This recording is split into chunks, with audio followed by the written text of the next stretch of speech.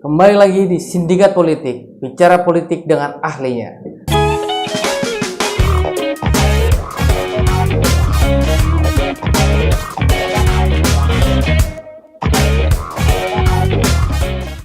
Ini kita masuk ke episode kesekian setelah lama vakum karena kendala dan situasi yang tidak mendukung.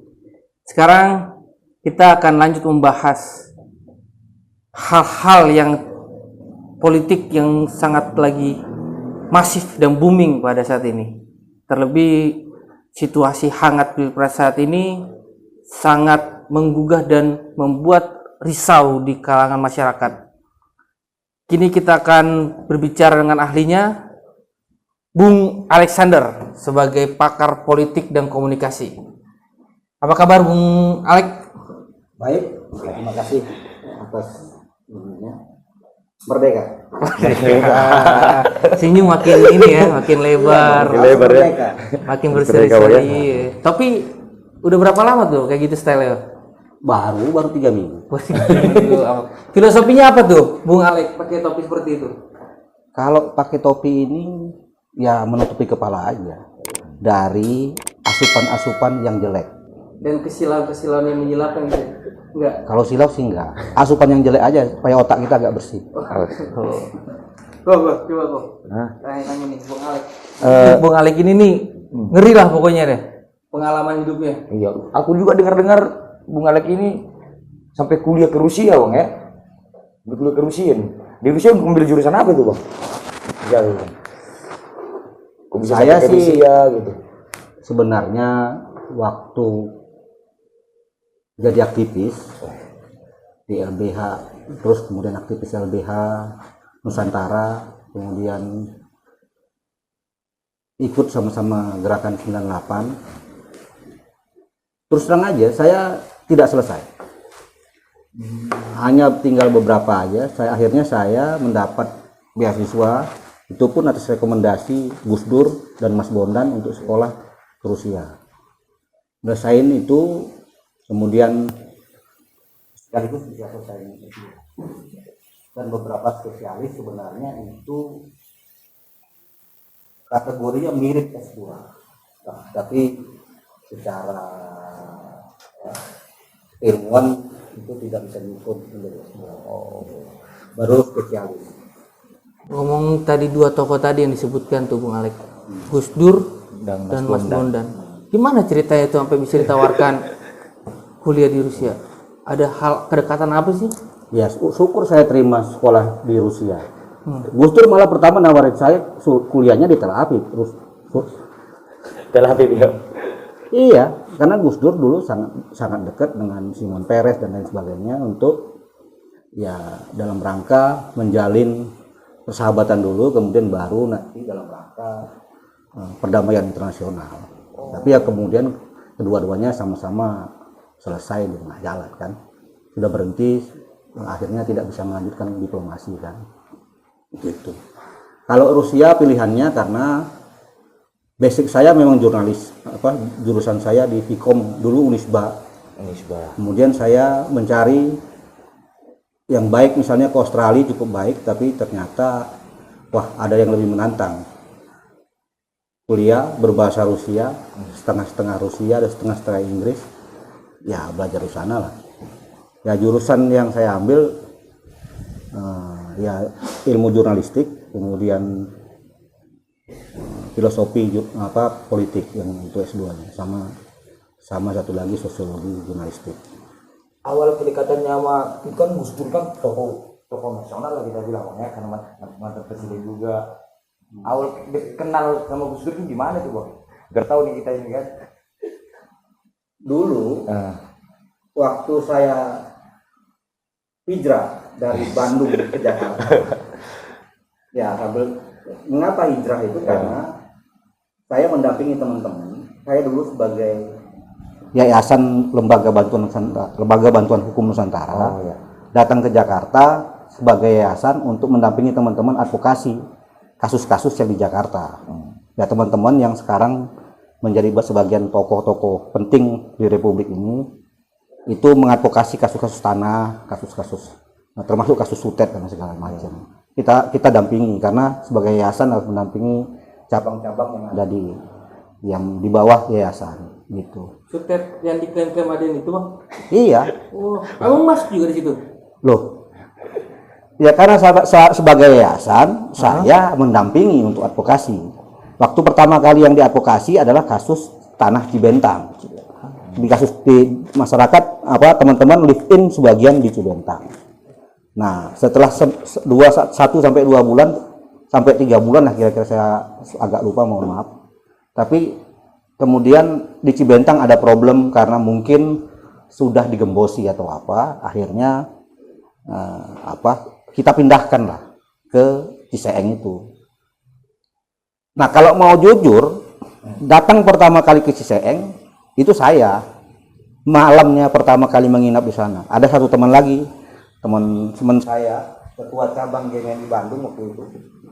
Itulah yang saya berdua sama dia yang tidur di rumah Pak Majid waktu itu. Gitu yang soal Ciseeng. Ya terus terang aja, kalau Ciseeng itu ya kita sangat sayang lah kalau misalnya teman-teman yang sekarang ada di kekuasaan, dalam arti punya suara lebih dibanding saya, tidak menyampaikan itu dan tidak bisa menyelesaikan mendorong itu agar kasus itu bisa selesai. Itu sayang sekali. Tapi itu menarik soal tadi Sutet ini. 2015 itu ada gerakan besar tuh masyarakat Sutet yang mau kepung 2012 mau kepung istana zaman SBY. Gimana tuh ceritanya nih bang? Saat ini korban-korban Sutet itu diklaim hanya Adian yang punya. Padahal kalau abang cerita LBHN tuh masuk tuh, abang Gawangi itu. Ya kalau tiba-tiba sekarang nih udah diklaim Adian aja gitu. Nama-nama seperti abang nih nggak kelihatan gitu loh. Ya itu tadi orang yang di ujung pasti akan mendapatkan manfaat lebih dibanding orang-orang yang di depan. Iya kan? Nah kebetulan aja ya kita juga acungi satu ini, dia konsisten untuk membantu waktu itu, konsisten sampai setelah reformasi masih mendampingi masyarakat dan menjadikan itu basis untuk teman-teman belajar, teman-teman aktivis mahasiswa dan lain-lain untuk belajar live in di sana supaya tahu problem masyarakat seperti apa. Nah sayangnya memang terus terang aja juga saya belum 2015 saya nggak tahu persis apa yang dijadikan tuntutan secara detailnya seperti apa, itu nggak tahu persis. 2012 bang. 2012. Ya, 5.000 masyarakat Sutet tuh. Saya nggak tahu persis. Karena yang saya ingat kan ada beberapa jalur Sutet kan, dari Cilegon sampai ke Cirebon atau kemana itu saya lupa juga. Tapi itu ada beberapa titik yang memang di awal yang kita garap. Nah, kemudian mungkin ada penambahan titik-titik yang teman-teman pasca itu menggarapnya kan, pasca LBHN. Ya, pasca LBHN. Jadi harus dibatasi, jangan sampai juga saling tindih mana yang sudah digarap waktu atas nama LBHN, kemudian yang digarap pasca LBHN. Kalau LBHN itu spotnya ya Ciseeng Cibentang, kemudian di dekat situ ada 2 kecamatan kalau nggak salah, baru nanti ada di Majalengka, Kuningan, yang itu yang digarap resmi atas nama kuasa hukumnya LBH Nusantara. Kalau LBHN Jakarta itu Cibentang Ciseeng, kalau LBHN Bandung itu Kuningan dan Majalengka. Itu sampai tahun berapa tuh bang fokus bersama dengan LBHN? Kalau ya Sutet itu terhenti karena kita sudah mulai fokus menggarap gerakan mahasiswa untuk dalam karena Sutet itu beririsan dengan situasi krisis kan. Jadi itulah yang konsentrasi untuk mengadvokasi kasus-kasus masyarakat itu kita terpecah sehingga kita berbagi peran. Nah teman-teman yang lebih senior lebih konsentrasi ngurusin kasus hukum dan kasus advokasi hak buruh segala macam. Kita yang masih bisa mengakui statusnya sebagai mahasiswa itu advokasi kita mulai menggarap gerakan mahasiswa kira-kira. Terus pasca LBHN nih, LBHN Sutet itu apa kegiatan abang gitu, kesibukan abang, apakah tetap beraktivis atau fokus untuk pendidikan atau usaha kerja atau gimana? Habis LBHN? Iya, pasca LBHN itu. Kalau habis LBHN ya saya pelaku sehari-harinya ya mengakunya konsultan. Mengakunya bang. Nah, kenapa dia mengakunya itu bang? Ya karena lebih suka aja. Karena konsultan itu dikongkon usul dibayar kontan.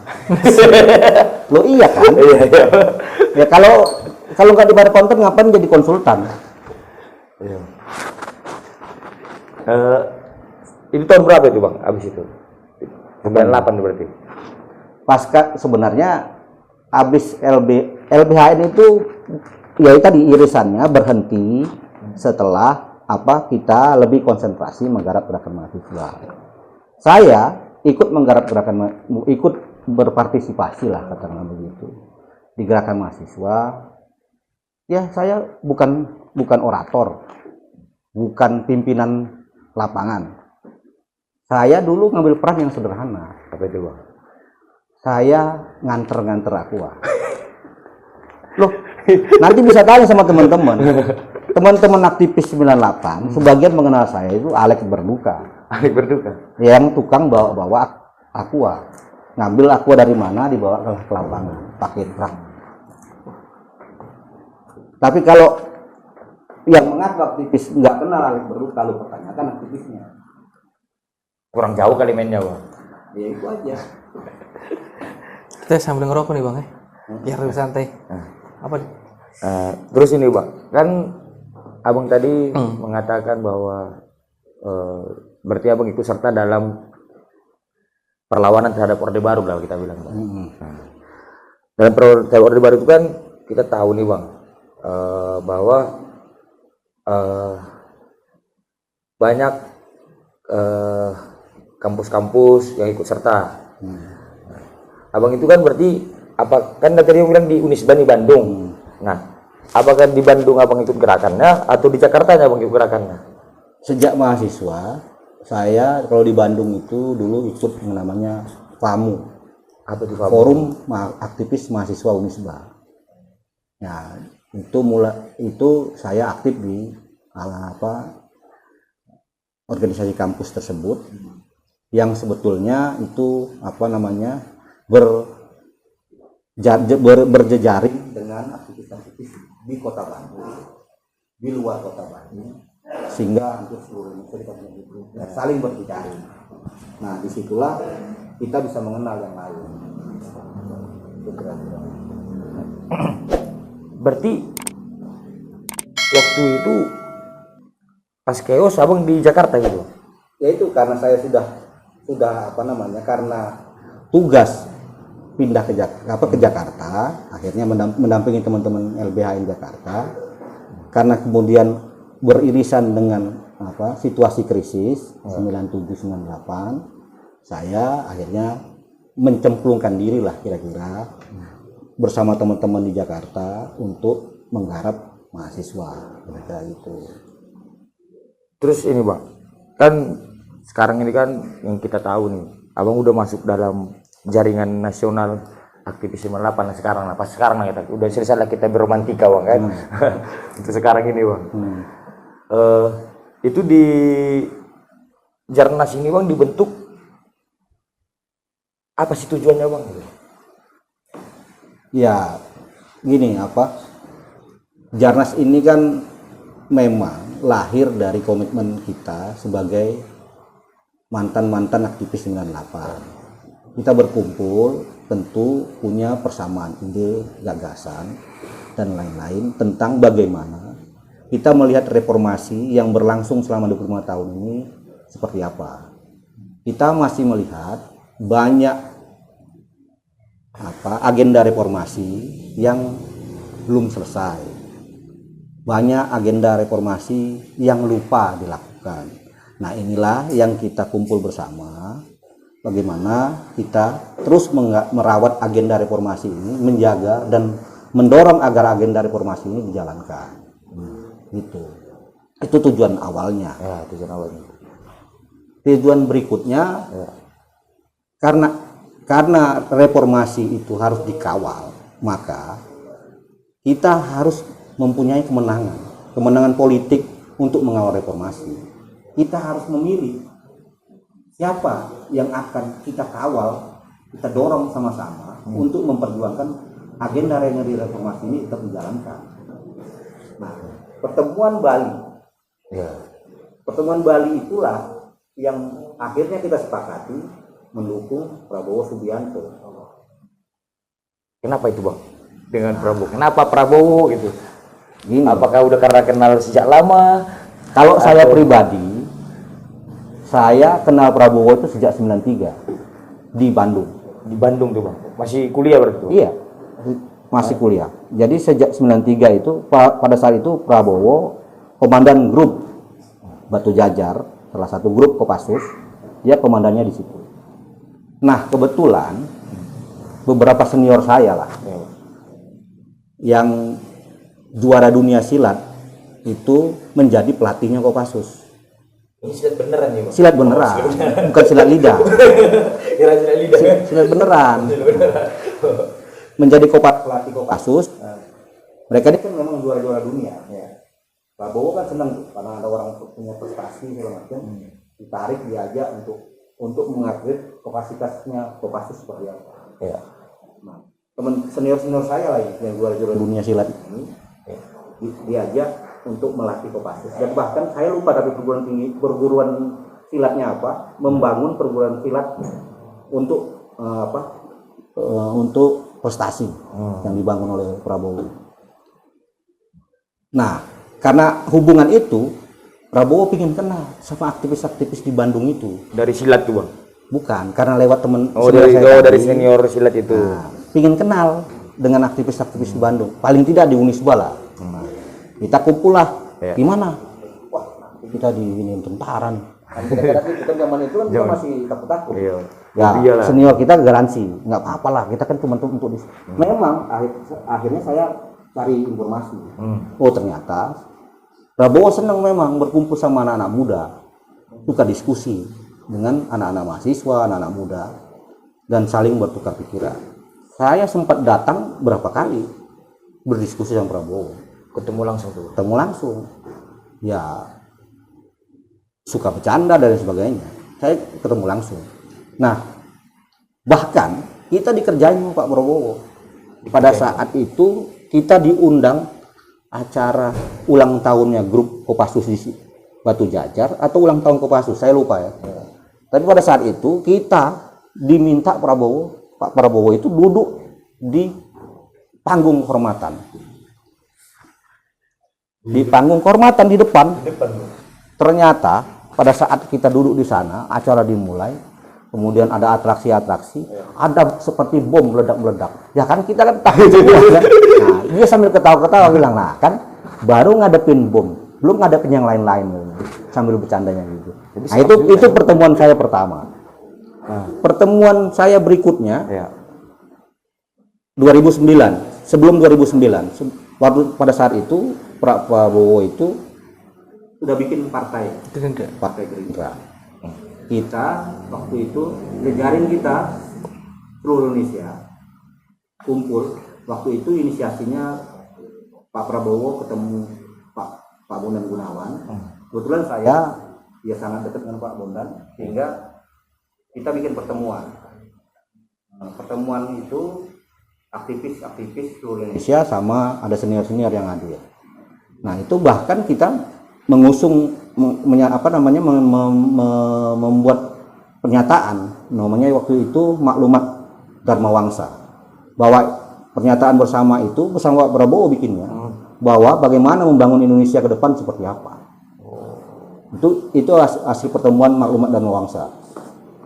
Nah, selanjutnya terus sampai akhirnya saya tetap konsisten mendukung Pak Prabowo. Itu awalnya kira-kira gitu. Dari Prabowo mulai terjun di dunia politik berarti tahun 2009 tuh, Bang, ya? Abang sudah konsisten. Pak Prabowo terjun ke politik sipil itu 2000 berapa ya? 2004. 2003 dia mau mencalonkan jadi ketua Golkar. Ya, cuman kan buat partai politik. Kalau bikin partai iya. politik ya 2008 Ini kan di situ dibalik konsensusnya Ya. tuh kan. itu partai sendiri. Iya. Waktu itu sebenarnya partai Golkar. Golkar dia dulu. Kira-kira gitu. Ada sedikit serius nih bang. Kan Enggak serius juga enggak apa-apa. juga ini, wah ini benar-benar serius nih, asli buat ini. Ada isu 5 tahunan tuh soal penculikan. Pasti abang tahu nih. Abang kan tadi klaim punya kedekatan tersendiri dengan Prabowo dari 93 tuh. Prabowo udah menyatakan dia benar menculik 9 orang yang sudah dikembalikan. Menurut abang tuh bener gak tuh yang dikembalikan itu kembali atau gimana tuh menurut abang?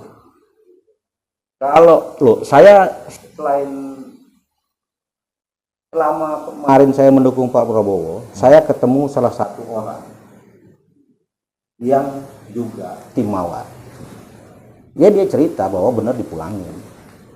Sekarang jenderalnya bisa ada yang ketemu saya itu karena gara-gara dukung Pak Prabowo, kita bikin yang namanya relawan. Nah, bikin relawan, salah satu pembinanya itu adalah orang yang pernah menjadi anak buahnya Prabowo. Ya, dia cerita bahwa ya teman-teman yang diculik itu ya dipulangkan. Ya begitu juga dengan pengakuan Pak Prabowo kan, yang selama ini kita tahu. Nah, yang mestinya harus dibuka, Pak Prabowo ini sebagai orang yang kesatria, yang katakanlah mikul dhuwur mendem jeru, biarlah dia yang menderita agar institusi ABRI dan negara ini tidak hancur berantakan. Akhirnya itu dia terima tuduhan-tuduhan itu. Loh, waktu Desmond hilang 1-2 hari itu, saya juga dikejar, hampir diculik juga. Nah, apakah itu pasukannya Mawar atau tim Prabowo? Saya juga nggak tahu. Tapi saya bisa lolos. Apakah itu tim profesional seperti Mawar atau enggak?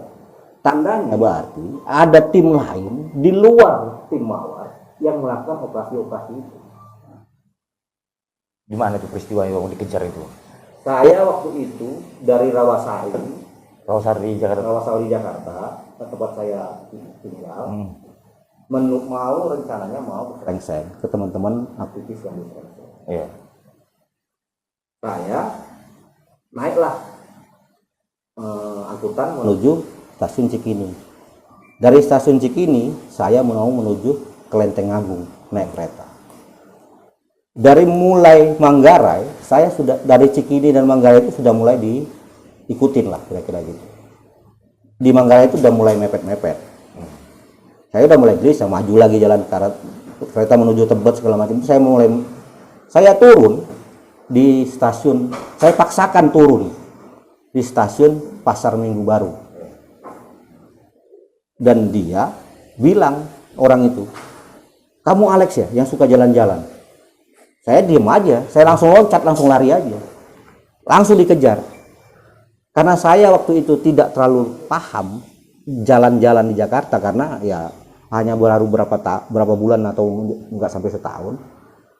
Di Pasar Minggu Baru yang saya masuk ada komplek, terus tiba-tiba mentok ke ada pinggir kali jalan, saya lari. Nah, kelihatannya pasukan yang mengejar, orang-orang yang mengejar itu bukan seperti pasukan yang benar-benar terlatih.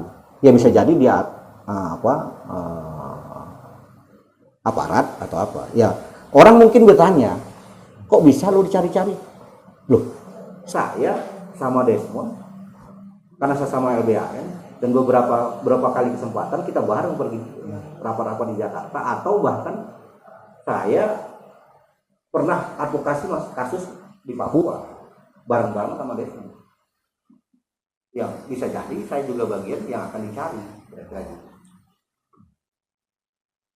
Terus Bang, kalau masalah tentang itu Bang, kan tadi Bung cerita bahwa ternyata banyak nih yang simpang siur masalah tentang 98, penculikannya tadi kata Bang Luhut tadi, ada suatu kelompok yang tanda kutip kemungkinan memboncengi lah dibilangin ya, dalam kekesan ini supaya mencapai tujuannya gitu Bang. Berarti benar itu Bang? ada kelompok-kelompok lain ikut serta mungkin itu. Kalau selalu ada. Jadi ada juga kelompok yang pasti akan mendompleng di satu sisi. Di sisi gerakan mahasiswa, bahkan di sisi pemerintah. Ada gak? Pasti ada dua kekuatan yang mendompleng, baik mau untuk mengeluarkan keuntungan bagi kelompoknya. Pasti ada. Tapi apakah saya bisa tunjuk? Ya nanti dulu saya tunjuk. Gini bang, abang kan sebagai pendukung Prabowo dan sebagai pakar politik dan ahli komunikasi. Kalau abang di posisi Prabowo nih, apa sih yang akan abang lakukan untuk mengkanter isu-isu 5 tahunan itu?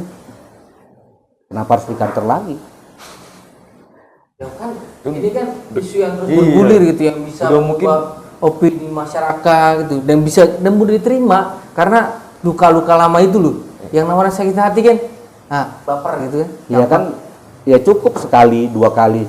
Sekarang saya sudah lihat TKN atau Prabowo sendiri atau timnya yang sudah dalam beberapa bulan ini sudah beberapa kali menjawab pertanyaan-pertanyaan. Sudah cukup aja, jangan berlebihan menurut saya. Karena kalau berlebihan, kita akan capek urusan mengkanter isu-isu yang digoreng setiap 5 tahun. Ya faktanya 2009, kenapa nggak di 2009 saya sama teman-teman yang suka ngomongin itu sekarang dukung Prabowo.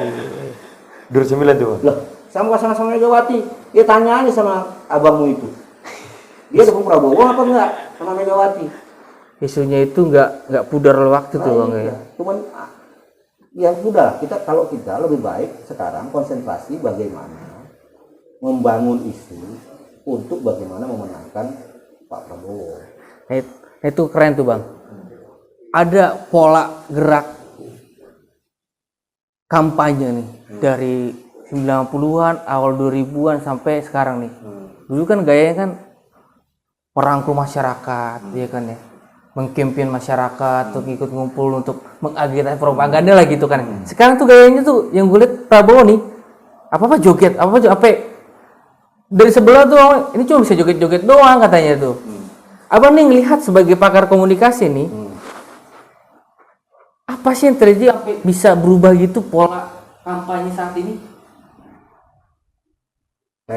Saya sih bukan melihat perubahan, tapi mengikuti Keadaan zaman, situasi perubahan zaman yang sudah beralih pada teknologi komunikasi. Semua penggalangan yang namanya, kalau saya menyebutnya penggalangan digital. Penggalangan digital itu sudah sedikit sekali meninggalkan yang namanya, kita jauh meninggalkan yang gerakan upaya-upaya mobilisasi. Kita cenderung pada, ya kita harus paham bahwa gini, masyarakat Indonesia itu yang punya handphone hampir 2 kali lipat penduduknya. Ya. Kalau dibilang 70% yang punya handphone, yang smartphone, berarti dari 220 berapa juta itu yang punya handphone, yang punya smartphone. Tentu lebih gampang berkomunikasi dengan para pendukung, calon pendukung dan orang yang belum mendukung, lebih baik menggunakan teknologi dan kemudian pesan-pesannya yang seperti apa. Nah, menjawab tadi soal kenapa Pak Prabowo tiba-tiba berubah drastis menjadi, kalau soal gemoy itu kan saya kira udah dijawab juga oleh banyak orang bahwa dari dulu sebenarnya dia merespon kegembiraan dengan joget. Jadi, nah kita sudah tahu juga bahwa ini sangat origin terbentuk oleh netizen kan. Bagaimana gemoy, bagaimana goyang gemoy itu, bagaimana gaya joget Gatot Koconya Pak Prabowo itu menjadi tren, menjadi viral yang digunakan oleh masyarakat untuk berjoget pada saat hari Sabtu, Minggu, senam dan segala macam digunakan. Nah, tentu kalau kita sebagai tim kampanye, relawan dan segala macam melihat ini peluang sebagai salah satu alat untuk menyampaikan pesan. di balik pesan, di balik goyang itu 1 sampai 10 detik dia bergoyang, selebihnya pesan kampanyenya yang harus disampaikan. Itu yang dilakukan sebenarnya oleh TKN kan. Cerdas dengan tumbuh Prabowo. Apa nih bang? Yang untuk menselaraskan nih, apalagi kan kalau Jarnas 98 kaku kelihatan aktivis itu. Aktivis suruh joget ya di mana, di kafe atau di tempat di clubbing gitu kan. Dan suruh joget apa sih yang mau ditawarkan Jarnas dengan kampanye Prabowo saat ini? Apalagi yang lebih naiknya itu gemoy apa joget-jogetnya gitu dengan gemoynya gitu loh. Yang lebih anak muda lah gitu loh. Loh iya kan kalau beberapa media kampanye kita sendiri misalnya, ada yang memang serius, video respon dan segala macam, itu ada yang serius. Ada juga yang memang sebagian baik pribadi-pribadi teman-teman di Jarnas maupun ada yang kita create dari Jarnas pusat, itu kita buat modifikasi antara yang serius dengan yang memancing orang untuk melihat, dengan ada musiknya, ada visualisasi yang menarik. Tapi di antara itu ya kita selalu sisipkan kan pesan-pesan bagaimana soal Prabowo dan Gibran mengajak untuk nanti programnya bagaimana minum susu gratis, makan dan minum susu gratis pada saat untuk anak-anak sekolah dan santri misalnya. Itu selalu kita sampaikan bagaimana pesan-pesan yang soal misalnya akan membangun 10 daerah teknologi kayak gitu kita sampaikan. Nah, termasuk juga pesan-pesan yang heroik, patriotik, pesan-pesan yang menyentuh, itu kita juga garap agar ada keseimbangan antara yang benar, pesan yang serius untuk kita tanggapi sebagai respon, atau pesan-pesan yang memang kita arahkan untuk menarik perhatian. Terus bang, kan misalnya menurut pandangan abang, Ntar lu ini baru ngerokok nggak? Boleh bang. Aku mau ngopi ya sekalian. Ini kopi ini mana? Tolong tim kreatif, kopinya mana tim kreatif? dikondisikan. Ini tim kreatif si rokok juga di belakang bang. Ngeri juga barang ini. Apa tadi tuh? Soal ini kan tadi kita udah bahas tentang karena ikut membantu dalam memenangkan Prabowo, disosokkan karena tiga Jarnas 98 itu kan melihat kondisi Indonesia sekarang, mungkin sosok Prabowo yang paling cocok saat ini untuk memimpin. Dan aku tahu pembentukan Jarnas 98 itu kan di Bali tuh bang. Belum ada wakilnya kalau salah itu. Sudah ada kan? Ya. Belum ada kan nih wakil cawapresnya belum ada nih. Ya kan? Apakah Jarnas ikut serta dalam memberikan rekomendasi jadi untuk cawapres atau apakah tidak? Itu pertama. Terus selanjutnya soal ini Pak. Aku dengar nih bang, lain nih barang Jarnas 98 ini bang. Lainnya itu pas di musyawarah besar ini bang, orang biasanya relawan-relawan ini ya kan tinggal deklarasi. Ini nggak ada rapatnya bang, kayak kongres asli. Aku dengar, benar gak itu bang? Apakah benar dari daerah-daerah ini ikut kongres mengasih gagasannya? Ya namanya juga musyawarah besar. Ya tentu musyawarah yang besar. Besar itu dalam arti kapasitas kemampuan teman-teman untuk meluangkan pikiran-pikirannya bagaimana melihat Indonesia ke depan bisa. Kemudian besarnya jaringan. Jadi dua hal itu ya tergabung dalam musyawarah besar itu. Nah, tadi pertanyaan pertama tadi soal jelas pada saat kita mendeklarasikan mendukung Prabowo saat itu, kita tidak menentukan siapa cawapresnya. Kita akan serahkan saja pada Pak Prabowo. Nah, pada saat kita mendeklarasikan itu namanya, jadi saya lupa lagi. soal apa namanya statement dukungan itu. Nah, statement dukungan itu di situ jelas kita bilang kita mendukung Prabowo Subianto menjadi Presiden Republik Indonesia ke 24 ke 8 tahun 2024 dan kita akan mengawal kemenangan Pak Prabowo selama menjadi presiden. Di samping itu kita menjadi mitra kritis terhadap Pak Prabowo. Di samping kita mengawal, kita juga menjadi mitra kritis. Mengapa kita mitra kritis itu? Karena kita punya agenda reformasi yang belum selesai. Kita akan selalu ingatkan Pak Prabowo bahwa ini ada agenda-agenda yang belum selesai dan harus dilaksanakan juga. Di samping agenda-agenda besar menuju Indonesia emas. Andai kan menang Prabowo nih bang, satu putaran, apa nih yang mau Jarnas lakukan ketika pemilu selesai?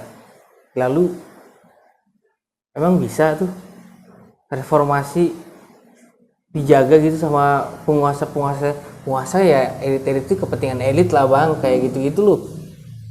Bisa tuh dijaga sampai saat ini ya, yang banteng berkuasa 10 tahun pun nggak gitu-gitu aja kok, reformasi nggak naik kok. Ya apakah mereka berniat pada saat itu dukung untuk mengawal? Niat atau itu ya? sekedar menyerahkan kepala aja?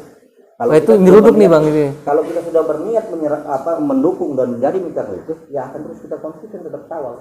Nah kita nggak tahu saat waktu mendukung Jokowi menjadi presiden, apakah teman-teman itu punya pikiran yang sama kita untuk menjadi mitra kritis? Salah Jokowi akan kami ingatkan. Atau hanya serahkan kepala aja, pokoknya terserah mau apa. Ya jangan kecewa juga kan. Kalau misalnya Jokowi juga nggak peduli sama mereka. Berarti nanti Jarnas 98 ini akan tetap konsisten nih bang. Ya terus kita akan. Kalau misalnya kita sampai sekarang kita terus memperkuat organisasi ini menjadi organisasi besar. Menjadi organisasi besar baik untuk kepentingan Jarnas sendiri maupun kepentingan masyarakat. Dan terus memproduksi ide dan gagasan untuk Indonesia ke depan seperti apa. Itu kira-kira.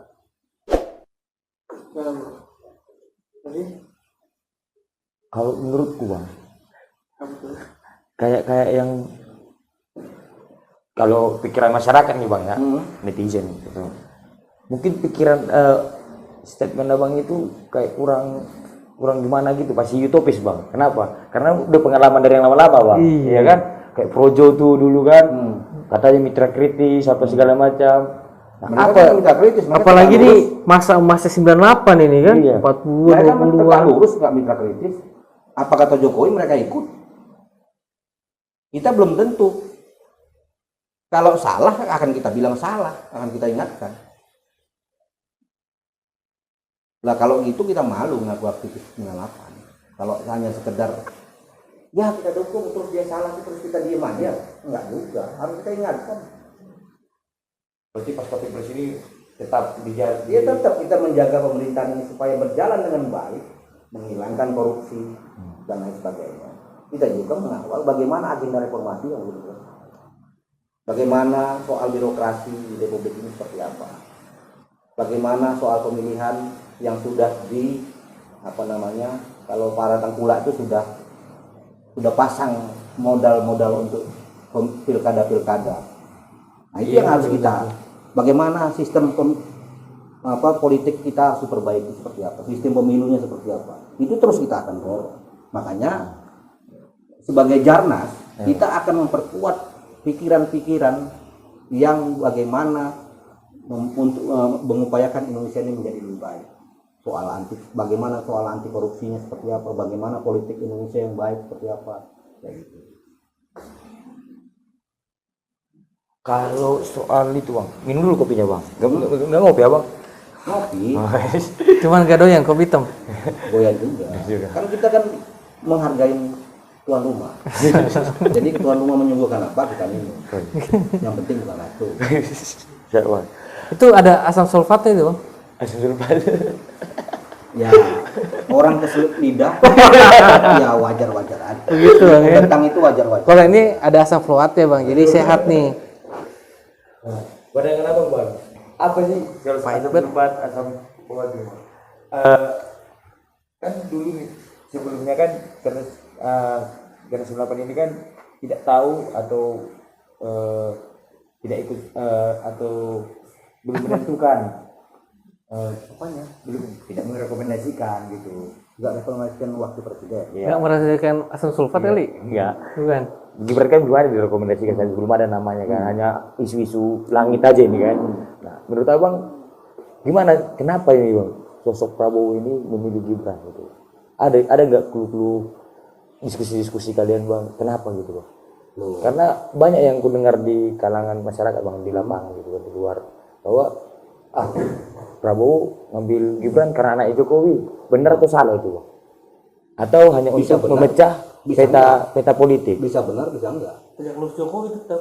Ini permainan politik. Bisa benar, bisa enggak. Gimana tuh dari pandangan politik itu bang? Kenapa Prabowo milih Gibran gitu? Ya gini, kalau saya sih pikirannya ke depan. Tentu bagaimana, mengapa Prabowo memilih Gibran? Pertama, pasti adalah untuk kepentingan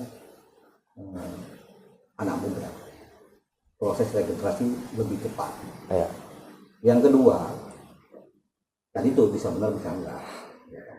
Bisa benarnya karena Prabowo sudah menyepakati dalam setiap pidatonya, dia dukung semua pernyataan apa yang dikerjakan Jokowi untuk hilirisasi dan segala macam. Nah, untuk mempererat hubungan antar pendukung, ya itu bagian dari strategi Prabowo. Dia pasti akan dia terima. Tapi apakah putusan itu buruk memilih Gibran? Tidak juga. Karena dia sebenarnya putusan MK itu sebenarnya putusan umum yang ingin membuka peluang bagi generasi muda untuk ikut kontestasi. Nah, persoalan gugatan-gugatan itu selalu terlambat. Coba misalnya 3 tahun yang sebelumnya ada anak muda itu menggugat atau siapa lagi menggugat. Nah, ini kan udah mepet sehingga si bupati mana itu yang telat bisa mendaftar kan. Kalau secara umumnya ya, sudah gitu. Terus ini kemana lagi sebelah ini? Nah terus dia untuk memecah peta politik itu benar bang? Karena kan ada nih istilah yang nomor urut 3 itu kan, mantan gubernur Ganjar lah, dari gubernur Jawa Tengah, ya kan Gibran pun dari Jawa Tengah. Apakah untuk termasuk untuk memecah politik atau peta politik di Jawa Tengah? Ya kalau sebagai campaigner, ya pasti itu salah satu strategi. Apakah strategi usulan saya atau usulan siapa mungkin berbeda-beda untuk bagaimana memecah suara. Tapi secara di mata campaigner, orang yang mengkampanyekan salah satu pasangan, ya pasti salah satu strategi bagaimana memperkuat, memecah suara, bagaimana memperkuat dukungan, bagaimana memperbesar, dan bagaimana merawat, itu kan strategi semua. Ini cara pengacaranya nggak sih? Dapat masuk nggak dalam strategi tadi yang melakukan itu? Kalau atas dibahas kayak itu? Di Janas jelas dirawat, dia bahas bagaimana kita memperbesar dukungan, bagaimana kita membangun dukungan yang belum mendukung pasangan Prabowo. Bagaimana kita mempertahankan dukungan tersebut.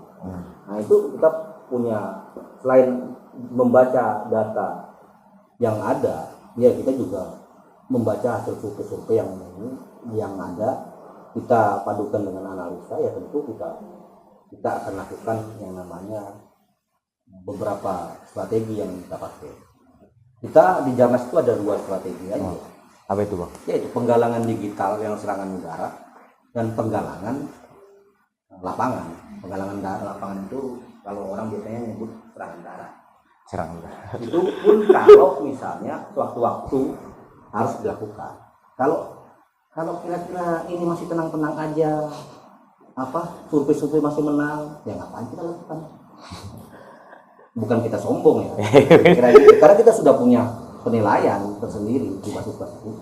Terakhir bang, 1 putaran, 2 putaran.